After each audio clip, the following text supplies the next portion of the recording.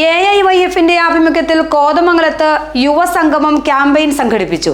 ഭരണഘടനയെ സംരക്ഷിക്കാം, മതേതര ഇന്ത്യയെ വീണ്ടെടുക്കാം എന്നതായിരുന്നു ക്യാമ്പയിന്റെ മുദ്രാവാക്യം. സ്വാതന്ത്ര്യ ദിനാചരണത്തിന്റെ ഭാഗമായാണ് AIYF മണ്ഡലം കമ്മിറ്റി കോതമംഗലത്ത് യുവസംഗമം സംഘടിപ്പിച്ചത്. പ്രസിഡന്റ് കെ വിഷ്ണുവിന്റെ അധ്യക്ഷതയിൽ നടന്ന സംഗമം CPI സംസ്ഥാന എക്സിക്യൂട്ടീവ് അംഗം KK അഷ്റഫ് ഉദ്ഘാടനം ചെയ്തു. ഈ ഒരു മുദ്രാവാക്യം AIYF ഇന്ന് മാത്രം ഉന്നയിക്കുന്നതല്ല.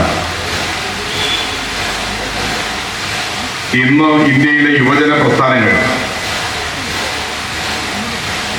ഏറ്റവും ആദ്യം നമ്മുടെ രാജ്യത്തിലെ മതേതരത്വത്തിന്റെ നിലനിൽപ്പിനെ കുറിച്ച്, അതിന്റെ അപകടത്തെക്കുറിച്ച്, അത് ഭാവിയിൽ ഉണ്ടാക്കാൻ പോകുന്ന ഗുരുതരമായ രാഷ്ട്രീയ സാമൂഹിക പ്രത്യാഘാതങ്ങളെക്കുറിച്ച്